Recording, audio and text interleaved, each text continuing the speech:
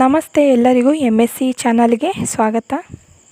ಯಾರೆಲ್ಲ ನನ್ನ ಚಾನಲ್ಗೆ ಸಬ್ಸ್ಕ್ರೈಬ್ ಮಾಡ್ಕೊಂಡಿದ್ದೀರೋ ಅವರಿಗೆಲ್ಲರಿಗೂ ತುಂಬ ಧನ್ಯವಾದಗಳು. ಇನ್ನು ಯಾರ್ಯಾರೆಲ್ಲ ಸಬ್ಸ್ಕ್ರೈಬ್ ಮಾಡ್ಕೊಂಡಿಲ್ಲೋ ಈಗಲೇ ಸಬ್ಸ್ಕ್ರೈಬ್ ಮಾಡ್ಕೊಂಡು ನೋಡಿ, ಹೀಗೆ ನನ್ನ ಚಾನಲ್ಗೆ ಸಪೋರ್ಟ್ ಮಾಡಿ ಅಂತ ಹೇಳ್ತಾ ಇವತ್ತಿನ ವ್ಲಾಗ್ನ ಸ್ಟಾರ್ಟ್ ಮಾಡ್ತಾಯಿದ್ದೀನಿ. ಇವತ್ತಿನ ದಿನ ನಾನು ಮಾಡ್ತಾ ಇರೋಂಥ ರೆಸಿಪಿ ಪೂರಿ ಜೊತೆಗೆ ಹೀರೆಕಾಯಿ ಬೀನ್ಸ್ ಪಲ್ಯ ಮಾಡ್ತಾಯಿದ್ದೀನಿ. ಪೂರಿ ಜೊತೆಗೆ ಈ ರೀತಿಯಾಗಿ ಹೀರೆಕಾಯಿ ಪಲ್ಯನ ಟ್ರೈ ಮಾಡಿ, ತುಂಬ ಇಷ್ಟ ಆಗುತ್ತೆ. ಮೊದಲಿಗೆ ನಾನು ಒಂದು ಹೀರೆಕಾಯಿ, 2 ಕ್ಯಾರೆಟ್, ಸ್ವಲ್ಪ ಬೀನ್ಸನ್ನು ಸಣ್ಣದಾಗಿ ಕಟ್ ಮಾಡಿ ತೊಳೆದಿಟ್ಕೊಂಡಿದ್ದೀನಿ. ಈಗ ಮಿಕ್ಸಿ ಜಾರಿಗೆ 6ರಿಂದ 7 ಹಸಿಮೆಣಸಿನ್ಕಾಯಿ, ಸ್ವಲ್ಪ ಕೊತ್ತಂಬರಿ ಸೊಪ್ಪು, ಒಂದು 1/4 ಕಪ್ಪಷ್ಟು ಕೊಬ್ಬರಿ ತುರಿನ ಹಾಕ್ಕೊಳ್ತಾ ಇದ್ದೀನಿ. ಇದಕ್ಕೆ ನಾನು 1 ಟೇಬಲ್ ಸ್ಪೂನಷ್ಟು ಸಾಂಬಾರು ಪುಡಿ ಹಾಕಿಬಿಟ್ಟು ಸ್ವಲ್ಪ ನೀರು ಹಾಕ್ಕೊಂಡು ನುಣ್ಣಗೆ ಗ್ರೈಂಡ್ ಮಾಡ್ಕೊಳ್ತಾ ಇದ್ದೀನಿ. ಈ ರೀತಿಯಾಗಿ ನುಣ್ಣಗೆ ಗ್ರೈಂಡ್ ಮಾಡ್ಕೊಂಡಿದ್ದಾದಮೇಲೆ ಗ್ಯಾಸ್ ಸ್ಟವ್ನ ಆನ್ ಮಾಡಿಬಿಟ್ಟು ಕುಕ್ಕರ್ನ ಬಿಸಿ ಇಟ್ಕೊಂಡಿದ್ದೀನಿ. ಕುಕ್ಕರ್ ಬಿಸಿ ಆದಮೇಲೆ ಒಂದು 2ರಿಂದ 3 ಟೇಬಲ್ ಸ್ಪೂನಷ್ಟು ಕೋಕೋನಟ್ ಆಯಿಲ್ನ ಹಾಕ್ಕೊಳ್ತಾ ಇದ್ದೀನಿ. ಎಣ್ಣೆ ಚೆನ್ನಾಗಿ ಕಾದ್ಮೇಲೆ 1 ಟೀ ಸ್ಪೂನಷ್ಟು ಸಾಸಿವೆ ಕಾಳು, ಉದ್ದವಾಗಿ ಕಟ್ ಮಾಡಿ ಇಟ್ಕೊಂಡಿರೋಂಥ ಒಂದು ಮೀಡಿಯಮ್ ಸೈಜ್ ಈರುಳ್ಳಿ ಹಾಕ್ಕೊಳ್ತಾ ಇದ್ದೀನಿ. ಅದ್ರ ಜೊತೆಗೆ ಸ್ವಲ್ಪ ಕರಿಬೇವು ಸೊಪ್ಪು ಹಾಕ್ಕೊಂಡು ಚೆನ್ನಾಗಿ ಫ್ರೈ ಮಾಡ್ಕೊಳ್ತಾ ಇದ್ದೀನಿ. ಈರುಳ್ಳಿ ಕರಿಬೇವು ಸೊಪ್ಪು ಸ್ವಲ್ಪ ಫ್ರೈ ಆದಮೇಲೆ ಉದ್ದವಾಗಿ ಕಟ್ ಮಾಡಿ ಇಟ್ಕೊಂಡಿರೋಂಥ ಒಂದು ಮೀಡಿಯಮ್ ಸೈಜ್ ಟೊಮೊಟೊನ ಹಾಕ್ಕೊಳ್ತಾ ಇದ್ದೀನಿ. ಟೊಮೊಟೊನ ಚೆನ್ನಾಗಿ ಒಂದ್ಸರಿ ಫ್ರೈ ಮಾಡ್ಕೊಳ್ತಾ ಇದ್ದೀನಿ. ಟೊಮೆಟೊ ತುಂಬ ಮೆತ್ತಗಾಗೋವರೆಗೂ ನಾನು ಫ್ರೈ ಮಾಡ್ಕೊಳ್ತಾ ಇಲ್ಲ, ಒಂದು ಮೀಡಿಯಮ್ ಆಗಿ ಫ್ರೈ ಮಾಡ್ಕೊಳ್ತಾ ಇದ್ದೀನಿ. ನೋಡಿ, ಇಷ್ಟು ಫ್ರೈ ಮಾಡ್ಕೊಂಡ್ರೆ ಸಾಕಾಗುತ್ತೆ. ಈಗ ಇದಕ್ಕೆ ಸಣ್ಣದಾಗಿ ಕಟ್ ಮಾಡಿಕೊಂಡು ತೊಳೆದಿಟ್ಕೊಂಡಿರೋಂಥ ಹೀರೆಕಾಯಿ, ಕ್ಯಾರೆಟ್, ಬೀನ್ಸನ್ನು ಹಾಕ್ಕೊಳ್ತಾ ಇದ್ದೀನಿ. ಪೂರ್ತಿಯಾಗಿ ತರಕಾರಿನ ಹಾಕ್ಕೊಂಡ್ಬಿಟ್ಟು ಒಗ್ಗರಣೆ ಜೊತೆಗೆ ಚೆನ್ನಾಗಿ ಮಿಕ್ಸ್ ಮಾಡ್ಕೊಳ್ತಾ ಇದ್ದೀನಿ. ಈ ಪಲ್ಯ ರೆಸಿಪಿ ತುಂಬ ಫಾಸ್ಟ್ ಆಗೋದ್ರಿಂದ ತಕ್ಷಣಕ್ಕೆ ಬೇಕಾದರೆ ಮಾಡ್ಕೊಬೋದು, ತುಂಬ ಟೇಸ್ಟಿಯಾಗಿರುತ್ತೆ. ತರಕಾರಿನ ಒಗ್ಗರಣೆ ಜೊತೆಗೆ ಚೆನ್ನಾಗಿ ಮಿಕ್ಸ್ ಮಾಡ್ಕೊಂಡಾದ್ಮೇಲೆ ರುಬ್ಬಿಟ್ಕೊಂಡಿರೋಂಥ ಮಸಾಲೆನ ಹಾಕ್ಕೊಳ್ತಾ ಇದ್ದೀನಿ. ಜಾರಿಗೆ ಅಂಟಿರೋಂಥ ಮಸಾಲೆಗೆ ಸ್ವಲ್ಪ ನೀರು ಹಾಕ್ಕೊಳ್ತಾ ಇದ್ದೀನಿ. ಮಸಾಲೆನ ಹಾಕ್ಕೊಂಡಾದ್ಮೇಲೆ ತರಕಾರಿನ ಇನ್ನೂ ಒಂದು ಸರಿ ಮಿಕ್ಸ್ ಮಾಡ್ಕೊಳ್ತಾ ಇದ್ದೀನಿ. ಮಸಾಲೆನೆಲ್ಲ ಹಾಕ್ಕೊಂಡಾದ್ಮೇಲೆ ಒಂದು ಸ್ವಲ್ಪ ನೀರು ಹಾಕ್ಕೊಳ್ತಾ ಇದ್ದೀನಿ. ಜಾಸ್ತಿ ನೀರು ಹಾಕ್ಕೊಂಡ್ರೆ ಪಲ್ಯ ರುಚಿಯಾಗಿರೋದಿಲ್ಲ, ಹಾಗಾಗಿ ಸ್ವಲ್ಪ ನೀರು ಹಾಕ್ಕೊಳ್ತಾ ಇದ್ದೀನಿ. ಇದಿಷ್ಟು ಮಾಡಿದ ಮೇಲೆ ರುಚಿಗೆ ತಕ್ಕಷ್ಟು ಉಪ್ಪನ್ನ ಹಾಕ್ಕೊಂಡು ಕುಕ್ಕರ್ ಲಿಡ್ನ ಕ್ಲೋಸ್ ಮಾಡಿ 1 ವಿಸಲ್ನ ಕೂಗಿಸ್ಕೊಳ್ತಾ ಇದ್ದೀನಿ.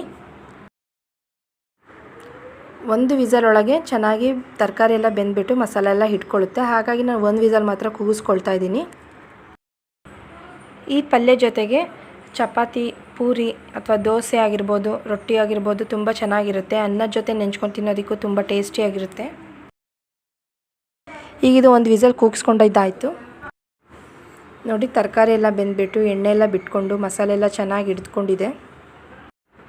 ಈಗ ಪಲ್ಯ ರೆಡಿಯಾಗಿದೆ. ಈ ಪಲ್ಯದ ಜೊತೆಗೆ ನಾನು ಪೂರಿನ ರೆಡಿ ಮಾಡ್ಕೊಳ್ತಾ ಇದ್ದೀನಿ. ಪೂರಿ ಹಿಟ್ಟನ್ನು ಆಲ್ರೆಡಿ ನಾನು ಮುಂಚೆನೇ ರೆಡಿ ಮಾಡಿ ಇಟ್ಕೊಂಡಿದ್ದೀನಿ. ನಾನು ಪೂರಿ ಮಾಡೋದಕ್ಕೆ ಗೋಧಿ ಹಿಟ್ಟು, ಸ್ವಲ್ಪ ಉಪ್ಪು ಹಾಗೆ ನೀರು ಹಾಕ್ಕೊಂಡು ಕಲಸಿ ರೆಡಿ ಮಾಡಿ ಇಟ್ಕೊಂಡಿದ್ದೀನಿ. ಇದನ್ನು ಅರ್ಧ ಗಂಟೆ ನೆನೆ ಇಟ್ಟಿದ ಮೇಲೆ ಈ ಹದಕ್ಕೆ ಬಂದಿದೆ. ಈಗ ಇದನ್ನು ಚಿಕ್ಕ ಬಿಲ್ಲೆಗಳನ್ನಾಗೆ ಮಾಡಿಟ್ಕೊಂಡಿದ್ದೀನಿ. ಈಗ ಈ ಬಿಲ್ಲೆಗಳನ್ನ ಸ್ವಲ್ಪ ಹಿಟ್ಟು ಹಾಕ್ಕೊಂಡು ಚಪಾತಿ ಹಿಟ್ಟು ಲಟ್ಟಿಸ್ಕೊಳ್ಳೋ ಹಾಗೆ ಲಟ್ಟಿಸ್ಕೊಳ್ತಾ ಇದ್ದೀನಿ.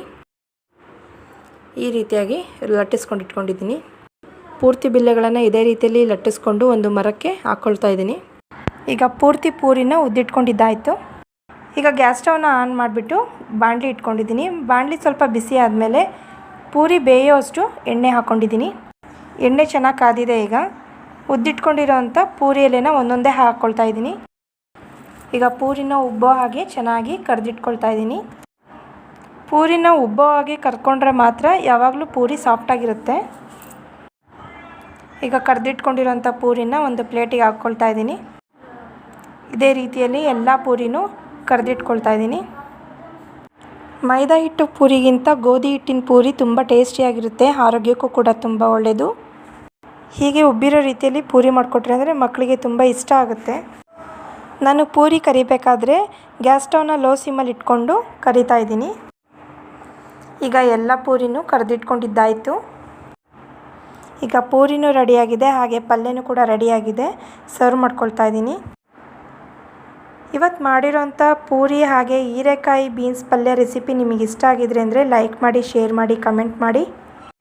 ನನ್ನ ಚಾನಲ್ಗೆ ಸಬ್ಸ್ಕ್ರೈಬ್ ಮಾಡ್ಕೊಂಡಿಲ್ಲ ಅಂದರೆ ಈಗಲೇ ಸಬ್ಸ್ಕ್ರೈಬ್ ಮಾಡಿಕೊಂಡು ಬೆಲ್ ಐಕನ್ನ ಕ್ಲಿಕ್ ಮಾಡಿ. ಪೂರಿ ತುಂಬ ಸಾಫ್ಟಾಗಿದೆ.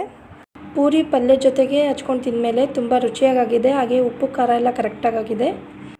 ಇವತ್ತು ಮಾಡಿರೋಂಥ ರೆಸಿಪಿ ನೀವು ಕೂಡ ಒಮ್ಮೆ ಟ್ರೈ ಮಾಡಿಬಿಟ್ಟು ಹೇಗಿದೆ ಅಂತ ಕಮೆಂಟ್ ಮಾಡಿ. ನಾನು ಮಾಡಿರೋಂಥ ರೆಸಿಪಿಗಳು ನಿಮಗೆ ಇಷ್ಟ ಆಗಿದ್ರೆ ಅಂದರೆ ಲೈಕ್ ಮಾಡಿ, ಹಾಗೆ ನನ್ನ ಚಾನಲ್ನ ಫಾಲೋ ಮಾಡಿ ಅಂತ ಹೇಳ್ತಾ ಇವತ್ತಿನ ವ್ಲಾಗ್ನ ಮುಗಿಸ್ತಾ ಇದ್ದೀನಿ. Thank you.